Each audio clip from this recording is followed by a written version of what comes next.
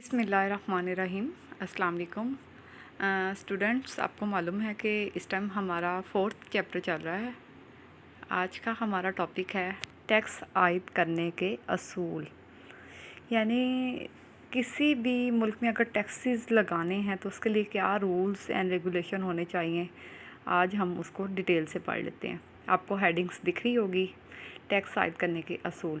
अब ज़ाहिर बात है, जो मुख्तलिफ़ मईशतदान है, हर एक का ओपिनियन सेपरेट है, जिन्हें हुकूमत को भी ज़ाहिर बात है मद्देनज़र रखना चाहिए, क्योंकि एक्सपर्ट्स अपनी ओपिनियन इस बेस पे देते हैं कि उस चीज़ का बेहतर से बेहतर तौर पे इस्तेमाल किया जा सके। अब ज़ाहिर बात है, हुकूमत अगर उन ओपिनियंस को मद्देनज़र रखेगी तो ही टैक्स की रकम सही तौर पे इकट्ठी होगी और उसके जो मकासद हैं उसे उसके लिए इस्तेमाल में किया जा सकेगा। अब पहले 4 असूल बताए हैं एडम स्मिथ ने, और बाकी डिफरेंट लोगों ने भी बताए हैं, तो हम डिस्कस कर लेते हैं। सबसे पहले आपको दिख रही होगी हेडिंग पेज पे, असूल मुसावात। असूल मुसावात का क्या, ये सबसे इम्पॉर्टेंट बात है कि जब भी आप टैक्स लगाते हैं तो इस बात को मद्देनज़र रखना चाहिए कि हर शख्स सिर्फ अपने हिस्से के मुताबिक टैक्स अदा करे। इसका ये मतलब बिल्कुल भी नहीं आप ले सकते कि सब लोग एक ही शरह से टैक्स अदा करें। एडम स्मिथ की ये ओपिनियन है या उनकी राय है कि हर शख्स अपनी हैसियत के मुताबिक टैक्स दे। ठीक है, अगर जिसकी आमदनी ज़्यादा है तो वो अंडरस्टूड है ना कि वो ज़्यादा टैक्स देना अफोर्ड कर सकता है, तो वो ज़्यादा टैक्स दे दे। अगर उसकी आमदनी कम है तो वो बिल्कुल टैक्स ना अदा करे। जिसकी आमदनी बहुत ही, यानी जिसकी आमदनी कम है वो कम टैक्स दे दे, और जिसकी आमदनी बिल्कुल ही माइनर है तो वो बिल्कुल भी टैक्स ना अदा करे। ठीक है, इसको हम असूल मुसावात या अदल का असूल भी कहते हैं। अब ज़ाहिर बात है कि हर शख्स अपनी इस्तात के मुताबिक क्या बनेगा, हुकूमत की आमदनी में हिस्सेदार बनेगा। जिन लोगों की आमदनियाँ ज़्यादा होंगी वो ज़्यादा टैक्स देंगे, और जो लोग गरीब होंगे वो अंडरस्टूड है, वो टैक्स अदा नहीं करेंगे। ज़ाहिर बात है, इस तरह से ये जो असूल है अदल इंसाफ के तकाज़ों को भी पूरा करता है, और इस तरह हुकूमत की आमदनी भी बढ़ती है। अगर सब लोगों पे आप एक जितना ही टैक्स लगा दें तो इससे क्या होगा कि गरीबों पे बहुत ज़्यादा बर्डनाइज हो जाएंगे और वो इस बोझ को बर्दाश्त नहीं कर सकेंगे। ठीक है, तो ये था इसका पहला असूल मुसावात, जो कि टैक्स लगाने के लिए ज़रूरी है। फिर हम दूसरे असूल की अब बात कर लेते हैं। ये भी एडम स्मिथ ने ही इसको किया था, असूल तीकन तक, यानी यकीन, असूल यकीन कह लें आप इसको, तकीन यहाँ पे इन्होंने लिखा हुआ। ठीक है, अब एडम स्मिथ के मुताबिक टैक्सों का जो निज़ाम है वो असूल यकीन को भी क्या करे, फुलफ़िल करे। यानी अगर हम पे टैक्स लग रहा है ना, तो कहने का यही मतलब है कि टैक्स अदा करने वाले को भी ये पता होना चाहिए इसने कब कितना टैक्स देना है, कब देना है और किस तरह से देना है। ठीक है ना। अब हमारे मुल्क में जो टैक्सेस का सेटअप है वो कुछ ऐसा ही है, हमें नहीं अंदाज़ा होता, जो हम इनडायरेक्टली पे करते हैं वो तो हमें हमारे नॉलेज में होता ही नहीं है कि वो हम किस तरह से दें। ठीक है, वो इसलिए कहते हैं कि हुकूमत को भी इस बात का होना चाहिए, उसको फिर अंदाज़ा हो जाएगा ना कि इसको कितनी आमदनी हासिल होगी, किन ज़राए से होगी।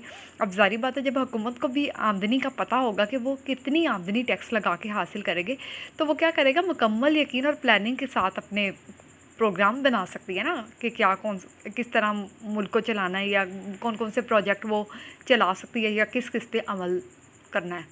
अब तीसरी जो रूल है वो उसमें कहा जा रहा है कि असूल सहूलत।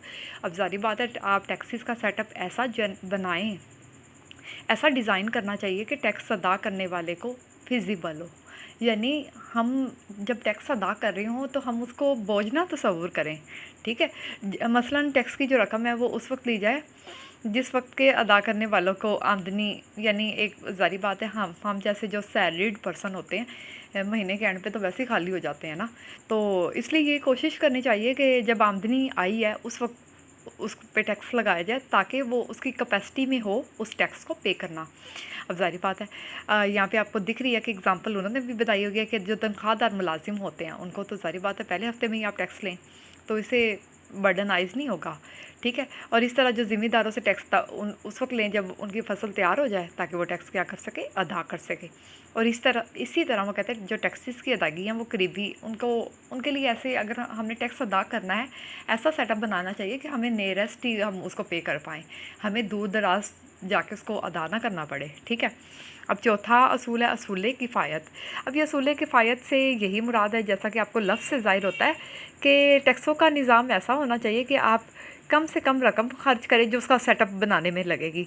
और टैक्स रेवेन्यू आपका क्या होना चाहिए, ज़्यादा होना चाहिए। यानी अमला कम, आपने जो उसका सेटअप बनाया उस पर कम पैसे लगने चाहिए कि ये, यानी ये कह दे कि आपने जो उसके लिए अमला हायर किया हुआ है वो मेहनती होना चाहिए, लेकिन क्वांटिटी वाइज ज़्यादा करने की ज़रूरत नहीं है। ज़ाहिर बात है, अगर जो आपने अमला लगाया वो कम कम लगाओगे, मेहनती हो और ऑनेस्ट हो, तो ज़ाहिर बात है तो इससे टैक्स क्या होगा, ज़्यादा बेहतर तरीके से कलेक्ट हो पाएगा। इसका बहुत बड़ा अगर तो आपने ज़्यादा अमला ही टैक्स लगाने पे, टैक्स वसूल करने वालों का बना दिया, फिर इतनी सारी रकम तो आप उनकी सैलरीज को ही देने में लगा देंगे ना, ठीक है, तो हुकूमत को फिर क्या फ़ायदा होगा। फिर नेक्स्ट ये एक्सप्लेन करते हैं असूल सादगी।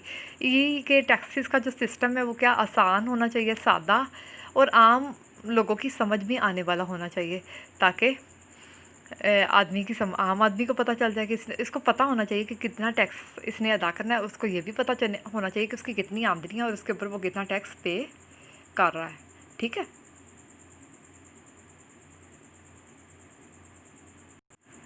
अच्छा जी, अब अगर टैक्सेस का निज़ाम आप कॉम्प्लिकेटेड बना देंगे तो डेफिनेटली जो टैक्स पेयर है वो जब इसके कॉम्प्लिकेटेड प्रोसीजर से गुजरेगा तो वो उसके लिए तो ये इरिटेटिंग प्रोसीजर होगा। इसलिए कोशिश यही होनी चाहिए कि हुकूमत जो भी टैक्सेस का निज़ाम बनाए इसको सिंपल बनाए। फिर अगला ये है कि असूल पैदावारी, यानी टैक्सेस का निज़ाम ऐसा होना चाहिए कि इसमें लचक होनी चाहिए। सॉरी, असूल पैदावारी की हम बात कर रहे हैं, यानी हुकूमत को अपनी ज़रूरत के मुताबिक रकम मुहैया हो सके। यानी हुकूमत ने जो जो भी अखराजात प्लान किए हैं वो उनको फुलफ़िल कर पाए, ठीक है। वरना वो इन्हें पूरा करने के लिए ज़ाहिर बात है, अगर टैक्सेस का आपने सेटअप ऐसा बनाया है, हुकूमत ने जो प्रोजेक्ट डिज़ाइन किए हैं वो अमाउंट उसको पूरा करने में काफ़ी नहीं होगी, तो फिर हुकूमत के पास दो ही ऑप्शन बचेंगे। या तो वो दूसरे ममालिक या IMF से क्या करेगी, कर्ज़ा लेगी, या फिर क्या करेगी, ज़ायद नोट छापेगी। ज़ायद नोट छापने का मतलब आपको पता है ना, खसारे की सरमायाकारी। यानी जब हुकूमत बगैर गारंटी के नोट छाप देती है, इससे मुल्क में क्या हो जाता है, अफरात ज़र पैदा होता है, कीमतें बढ़ जाती हैं। तो ये आपकी इकोनॉमिक पॉइंट ऑफ व्यू के लिए ये चीज़ अच्छी नहीं है। फिर नेक्स्ट है असूल लचकदारी, यानी टैक्सेस का जो सेटअप है ऐसा होना चाहिए। लचकदारी का क्या मतलब होता है, जनरली अगर हम बात करें तो लचकदारी का मतलब यही होता है कि रिस्पॉन्सिवनेस, कि अगर एक चीज़ में तब्दीली आ रही है तो फिर दूसरी चीज़ उसको तब्दीली के पेश नज़र वो भी तब्दील हो। यानी लचक, यहाँ पे लचक से मुराद है कि जब आमदनियाँ बढ़ी हो तो टैक्सेस भी बढ़ना चाहिए, ठीक है। क्योंकि जब लोगों की आमदनियाँ बढ़ रही हैं, टैक्सेस आप बढ़ाएंगे तो इससे हुकूमत की आमदनी भी क्या हो जाएगी, बढ़ जाएगी। लेकिन ऑन द अदर एंड ये भी बात जहन में रखनी चाहिए, जब लोगों की सैलरीज कम होनी है ना, तो फिर टैक्स को भी कम करना चाहिए या टैक्स माफ़ भी करने चाहिए। लेकिन यहाँ पे क्या होता है, यहाँ पे तो कुछ उल्टी गंगा बहती है। यानी हमारी सैलरीज बढ़ने से टैक्स बढ़ ज़रूर जाते हैं, लेकिन सैलरीज के कम होने से टैक्सेस कम नहीं होते, ठीक है। और हुकूमत की आमदनी भी कम हो जाए, यानी टैक्स जो है मुस्तज़ाइद शरह से लगने चाहिए। आमदनी बढ़े तो टैक्सेस बढ़ जाने चाहिए, आमदनी के कम होने से टैक्सेस कम हो जाने चाहिए, ठीक है। फिर है माशी तरक्की का असूल। ज़ाहिर बात है, आपने जो टैक्स सिस्टम डेवलप किया है, जो गवर्नमेंट का अल्टीमेटली पर्पस होता है वो माशी तरक्की होता है। यानी हुकूमत जितना भी टैक्स आपसे हासिल करती है वो उसको इस तरह से इस्तेमाल करना चाहती है कि इससे मुल्क की पैदावार बढ़े और माशी तरक्की ज़्यादा हो, ठीक है। कामिल रोज़गार यानी कि बेरोज़गारी ना हो और माशत मजबूत हो। टैक्सेस का निज़ाम कहते हैं ऐसा होना चाहिए कि आपका जो मुल्क है वो इकोनॉमिकली ग्रो करे। ऐसा निज़ाम नहीं होना चाहिए कि आपके मुल्क में ये डिप्रेशन या अनएम्प्लॉयमेंट ये वाली सिचुएशन जनरेट हो। फिर बात करते हैं असूल तनू की, यानी आपने टैक्सेस का जो सेटअप बनाया है, अब हर माशत के अंदर मल्टीपल कैटेगरीज या शोबे होते हैं, जैसे ज़राअत, सनत, कानूनी तिजारत, ये वो एसिड का, ठीक है। वो कहते हैं कि आपने जो टैक्सेस का सिस्टम बनाया है वो इस तरह से नहीं होना चाहिए कि किसी एक शोबे का बर्डनाइज करते हैं, बल्कि आप सारे शोबों पे टैक्स लगाएं, ठीक है। मुख्तलिफ़ किस्म के जो आपके बराह रास्त टैक्स हैं, बिलवास्ता टैक्सेस भी हैं, ठीक है। जिस तरह भी आपका रेवेन्यू जनरेट हो सकता है उसी तरह, ताकि ज़्यादा से ज़्यादा लोग क्या है, हुकूमत के साथ कोऑपरेट करें और टैक्स अदा करके अच्छे शहरी होने का सबूत दें। अब यह कि सिर्फ इससे एक तबका ही टैक्सों का बोझ ना करे। अब होता ये है कि हमारी जो अपर या एलीट क्लास लोग हैं वो टैक्सेस अदा नहीं करते, उनकी बहुत ज़्यादा प्रॉपर्टीज़ हैं लेकिन वो टैक्स उस पे नहीं कर रहे होते, और जो गरीब बंदा है वो तो फिर कर ही देता है। तो इसलिए टैक्सेस का सिस्टम ऐसा होना चाहिए कि किसी एक शोबे पे या किसी एक क्लास पे वो ज़्यादा बर्डनाइज ना करे। ठीक हो गया। ठीक है, अब हम देख लेते हैं, ये हमने पढ़े थे टैक्सेस के असूल। आपको मैंने काफ़ी डिटेल से बताया कि क्या क्या होते हैं। अब यहाँ पे हम पढ़ने जा रहे हैं, हमारा अगला टॉपिक है टैक्सों का बेहतरीन निज़ाम। तो क्या होना चाहिए कि टैक्सेस का कौन सा तो हम कह सकते हैं जो निज़ामी टैक्सों के जो हमने असूल बताए हैं ऊपर, अगर वो इन सारे असूलों को पूरा करे तो वो निज़ाम क्या होगा, सबसे बेहतर होगा। यानी वो असूल मुसावात को भी पूरा करता हो, असूल यकीन को भी, असूल सहूलत, असूल कफ़ायत, यानी कि सारे असूल, अगर असूल पैदावारी, असूल लचकदारी, जितने भी मैं हेडिंग्स आपको पढ़ा चुकी हूँ, ये ज़रूरी है कि टैक्सेस का एक बेहतरीन निज़ाम बनाने के लिए इन सारे असूलों का पूरा होना क्या है, बहुत ज़रूरी है। अब हम बात करते हैं सरकारी कर्ज़ा की। हमें पता है हुकूमत की आमदनी का जो सबसे बड़ा ज़रिया है या अहम ज़रिया है वो क्या है, टैक्सेस हैं। ज़ाहिर बात है, हुकूमतें जब टैक्स लगाए उससे जो भी आमदनी हासिल होती है, अगर वो अपने अखराजात को उससे पूरा ना कर सके तो फिर हुकूमत क्या करती है, कर्ज़ा लेके अपनी आमदनी को बढ़ाती है। ठीक है, वही सरकारी कर्ज़े से मुराद ये वही कर्ज़ा है जो कि हुकूमत मुख्तलिफ़ मकासद के लिए अंदरूनी और बैरूनी ज़राए से लेती है। अब मकासद क्या हैं, पहले इसको देख लेते हैं ना। मकासद में सबसे पहले आता है आमतौर पर हुकूमतें मदरजा ज़ेल मकासद के लिए कर्ज़ा लेती हैं सबसे पहले। हाँ, उस वक्त ही कर्ज़ा लेना है जब हुकूमत की आमदनी कम और उसके अखराजात ज़्यादा हों, तो तब हम कहते हैं कि आमदनी कम हो और अखराजात ज़्यादा हो तो बजट क्या है, खसारे का बजट। ज़ाहिर बात है, टैक्सों से हासिल होने वाली आमदनी आपके अखराजात को पूरा ही नहीं कर पा रही, तो हुकूमत की अब मजबूरी है कि वो कर्ज़ा लेगी। और बाज़ औक़ात ऐसा होता है, सेकंड हेडिंग की बात करी हूँ, हंगामी हालात से ऐहद बरा होने के लिए कि भी हुकूमत क्या करती है, कर्ज़ा लेती है। जैसे अगर मुल्क में खुदा न खास्ता जंग छिड़ जाए या कहत पड़ जाए या और कोई कुदरती आफत आ जाए तो फिर भी क्या होता है, हुकूमत को कर्ज़े की ज़रूरत पड़ जाएगी। हुकूमतें क्या करती है, अपने तरक्याती मनसूबों को भी मुकम्मल, जो उसने जैसे फ्लाईओवर, ओवरहेड ब्रिज, ये इस तरह के प्रोजेक्ट कह लें, या कोई भी और एजुकेशन रेलिवेंट या हेल्थ रेलिवेंट, ठीक है, फिर उनको भी फुलफ़िल करने के लिए हुकूमत अंदरूनी और बैरूनी ज़राए से क्या करती है, कर्ज़ा लेती है। फिर बाज़ औक़ात हुकूमतें रफ़ाए आमा के काम करने के लिए भी क्या करती हैं, कर्ज़े लेती हैं। जैसे पब्लिक पार्क्स बना दिए, लाइब्रेरीज़ बना दी इन सबको भी पूरा करने के लिए क्या करती है, हुकूमत कर्ज़े लेती है। अच्छा जी, अक्सर ये भी होता है कि हुकूमत अपनी दिफाई ज़रूरियात के लिए भी क्या करती है, कर्ज़ा, जैसे बॉर्डर्स पे हमें सिक्योरिटी की ज़रूरत है। आपको तो पता है LOC पे पाकिस्तान के जो भी सिचुएशन है उसके लिए भी एक अच्छी खासी अमाउंट आपकी क्या होती है, दफ़ाई ज़रूरियात को पूरा करने में लग जाती है। अब ज़ाहिर बात है, एक और भी मुसीबत हमारे जो गले में पड़ी हुई है, 6th पॉइंट की बात करी हूँ, हमें कर्ज़े लेने पड़ते हैं अक्सर अपने पिछले कर्ज़ों को चुकाने के लिए। ठीक है, अब ज़ाहिर बात है, जो पिछली अमाउंट आपकी ड्यू है वो भी तो आपने वापस करनी है। अक्सर यही होता है कि हमें उस अमाउंट को भी पे बैक करने के लिए कर्ज़ा लेना पड़ता है कि, और कई दफ़ा ऐसा होता है कि हुकूमत अफराते ज़र को भी कंट्रोल करने के लिए क्या करती है, कर्ज़ा लेती है, ताकि क्या करे, ज़र की गर्दिश को कम कर सके। ठीक है, वो लोगों से कर्ज़ा किस तरह लेगी कि वो बॉन्ड्स वगैरह लोगों को बेचेगी।